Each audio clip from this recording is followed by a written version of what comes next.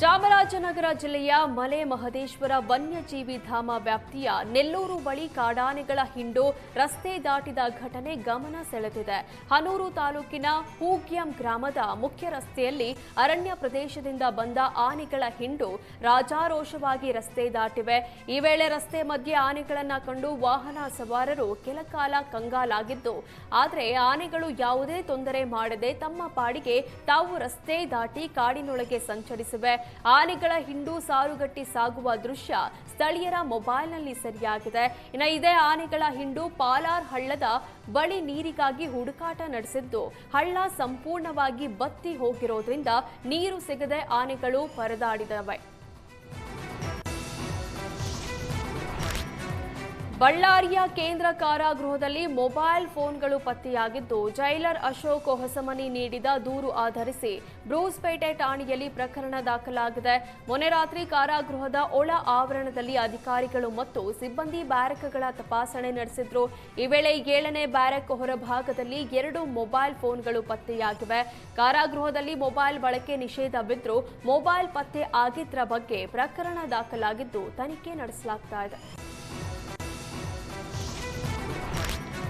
ಕೊಡಗಿನ home stay ಒಂದರಲ್ಲಿ ಪ್ರವಾಸಕ್ಕೆ ಬಂದಿದ್ದ ಅಮೆರಿಕ ಮೂಲದ ಮಹಿಳೆಗೆ ಲೈಂಗಿಕ ದೌರ್ಜನ್ಯ ಎಸಗಿದ ಆರೋಪ ಕೇಳಿಬಂದಿದೆ.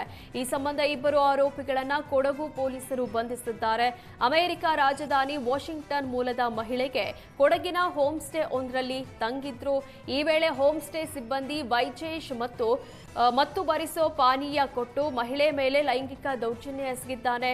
ಏಪ್ರಿಲ್ 12ರಂದು ಲೈಂಗಿಕ ದೌರ್ಜನ್ಯ ಎಸಗಲಾಗಿದ್ದು, ಹೋಮ್ ಸ್ಟೇ ಮಾಲೀಕ ಮಹಿಳೆಯನ್ನ 3 ದಿನ ಕೂಡಿ ಹಾಕಿದ್ದ.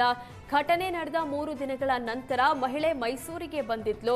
ಬಳಿಕ ಭಾರತದಲ್ಲಿರುವ ಅಮೆರಿಕ ರಾಯಭಾರ ಕಚೇರಿ ಅಧಿಕಾರಿಗಳನ್ನ ಸಂಪರ್ಕಿಸಿ ಘಟನೆ ವಿವರಿಸಿದ್ರು. ಬಳಿಕ ಕೊಡಗು ಪೊಲೀಸರು ಕೇಸ್ ದಾಖಲಿಸಿಕೊಂಡಿದ್ರು.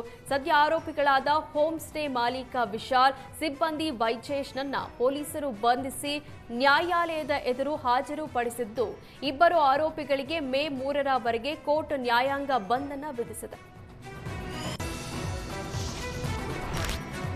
ಕೊಡಗಿನಲ್ಲಿ ವಿದೇಶಿ ಮಹಿಳೆಯ ಮೇಲೆ ಲೈಂಗಿಕ ದೌರ್ಜನ್ಯ ಪ್ರಕರಣ ಸಂಬಂಧ ಆರೋಪಿಗಳ ವಿರುದ್ಧ ಕಠಿಣ ಕ್ರಮಕ್ಕೆ ಸಿಟಿ ರವಿ ಆಗ್ರಹಿಸಿದ್ದಾರೆ. ಘಟನೆ ಖಂಡಿಸಿ ಟ್ವೀಟ್ ಮಾಡಿರುವ ಸಿಟಿ ರವಿ, ಇಂತಹ ಘಟನೆಗಳು ನಮ್ಮ ರಾಷ್ಟ್ರದ ಪ್ರತಿಷ್ಠೆ ಮತ್ತು ಮೌಲ್ಯಗಳ ಮೇಲಿನ ಕಳಂಕವಾಗಿದೆ. ಇದು ಅತ್ಯಂತ ನಾಚಿಕೆಗೇಡಿನ ಮತ್ತು ಸ್ವೀಕಾರಾರ್ಹವಲ್ಲದ ಕೃತ್ಯ. ಈ ಪ್ರಕರಣ ಸಂಬಂಧ ಎಲ್ಲ ಆರೋಪಿಗಳ ವಿರುದ್ಧ ತ್ವರಿತ ಮತ್ತು ಕಠಿಣ ಕ್ರಮ ಕೈಗೊಳ್ಳಬೇಕು. ತಡ ಮಾಡದೆ ಆ ವಿದೇಶಿ ಮಹಿಳೆಗೆ ನ್ಯಾಯ ದೊರಕಿಸಿ ಕೊಡಬೇಕೆಂದು ಆಗ್ರಹಿಸಿದ್ದಾರೆ. ಕೊಡಗಿನ ಹೋಮ್ ಸ್ಟೇನಲ್ಲಿ ಅಮೆರಿಕ ಮೂಲದ ಮಹಿಳೆಯ ಮೇಲೆ ಲೈಂಗಿಕ ದೌರ್ಜನ್ಯ ಪ್ರಕರಣ ಸಂಬಂಧ ಗೃಹ ಸಚಿವ ಪರಮೇಶ್ವರ್ ಪ್ರತಿಕ್ರಿಯಿಸಿದ್ದಾರೆ.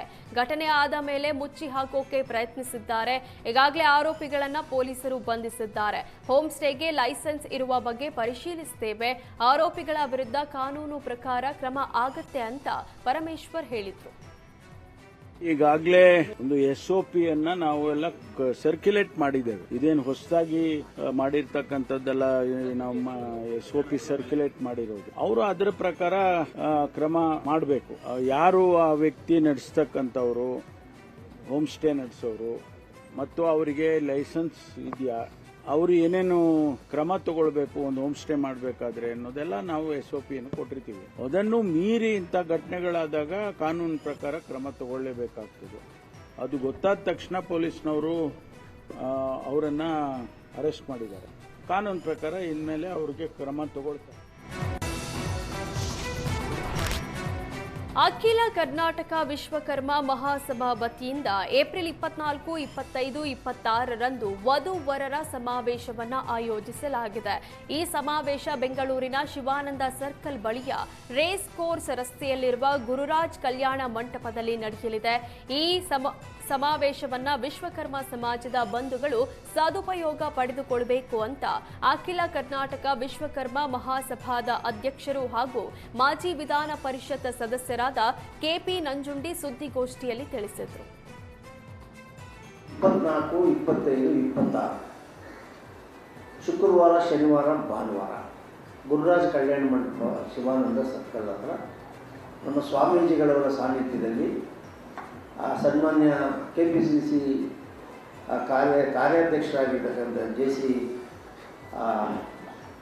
ಚಂದ್ರಶೇಖರ್ ಅವರು, ಮತ್ತು ನಮ್ಮ ವಿಜಯವಾಣಿ ಪ್ರಧಾನ ಸಂಪಾದಕರಾದಂಥ ಚಿನ್ನೇಗೌಡರು, ಮತ್ತು ನಮ್ಮ ಸಮಾಜದ 6 ಜನ ಸ್ವಾಮೀಜಿಗಳು, ಮಠಾಧಿಪತಿಗಳು ಕೂಡ ಈ ಕಾರ್ಯಕ್ರಮದಲ್ಲಿ ಭಾಗವಹಿಸ್ತಾರೆ.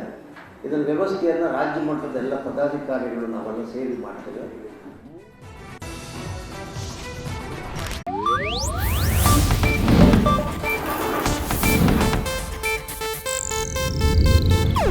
ಇದು ಏಷ್ಯಾನೆಟ್ ನ್ಯೂಸ್ ನೆಟ್ವರ್ಕ್ ಪ್ರಸ್ತುತಿ.